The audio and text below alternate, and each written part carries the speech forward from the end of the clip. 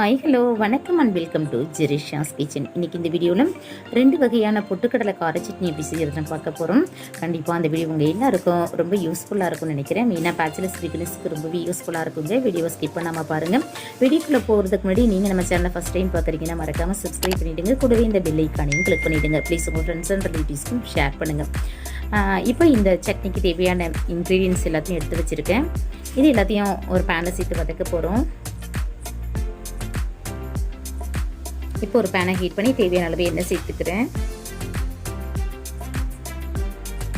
எண்ணெய் நல்லா ஹீட் ஆனதும் ஒரு கைப்பிடி அளவுக்கு சின்ன வெங்காயத்தை உரிச்சு வச்சுருக்கேன், அதை சேர்த்துக்கிறேன். கூடவே 10 பல்லு பூண்டை உரிச்சு எடுத்து வச்சுருக்கேன், அதையும் சேர்த்து வதக்கி விட்டுக்கலாம்.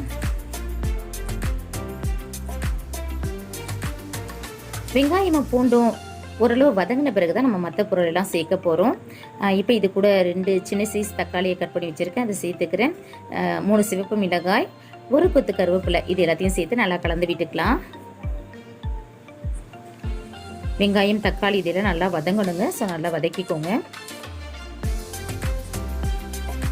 ஸோ இப்போ இது எல்லாமே நல்லா வதங்கிடுச்சு.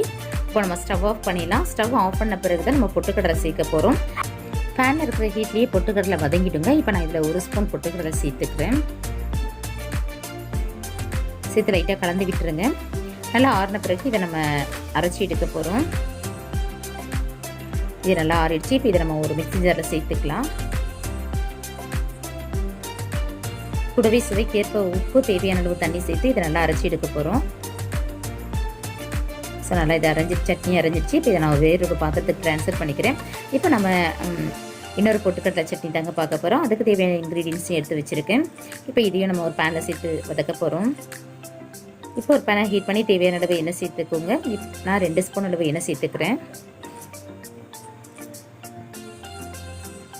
2 மீடியம் சைஸ் ஆனியனை கட் பண்ணி வச்சுருக்கேன், அதை சேர்த்துக்கிறேன். கூடவே ஒரு பெரிய சைஸ் தக்காளியை கட் பண்ணி வச்சுருக்கேன். 3 பச்சை மிளகாய், இது எல்லாத்தையும் சேர்த்து நல்லா வதக்கிக்கலாம்.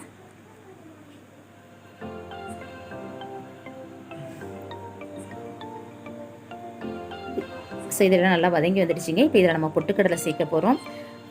1 ஸ்பூன் அளவுக்கு பொட்டுக்கடலை எடுத்து வச்சுருக்கேன், அதையும் சேர்த்து நல்லா கலந்து விட்டுக்கேன். பொட்டுக்கடலை சேர்க்கறதுனால டேஸ்ட் வைஸ் ரொம்ப நல்லாயிருக்கும். கூடவே நமக்கு சட்னியோட அளவும் அதிகமாக இருக்கும். சேர்த்து இதை நல்லா கலந்து விட்டுக்கோங்க. இதை நான் என்ன ஸ்டவ் ஆஃப் பண்ணல. ஸோ இதை நல்லா வதக்கிட்டு நம்ம ஸ்டவ் ஆஃப் பண்ணிக்கலாம். பொட்டுக்கடலை ரொம்ப ப்ரௌனாக ஆகணும் இல்லை, ஓரளவு வதங்கின பிறகு நம்ம ஸ்டவ் ஆஃப் பண்ணிடலாம்.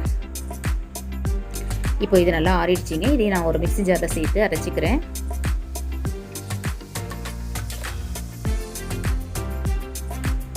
தேவையான உப்பு, தண்ணி, இது எல்லாத்தையும் சேர்த்து அரைச்சி கொண்டு வந்துடுறேங்க. ஸோ இதையும் இப்போ நம்ம வேறொரு பாத்திரத்துக்கு ட்ரான்ஸ்ஃபர் பண்ணிடலாம். இப்போ 2 சட்னிக்கும் காமனாக நம்ம தாளிப்பு கொடுக்குறேன்.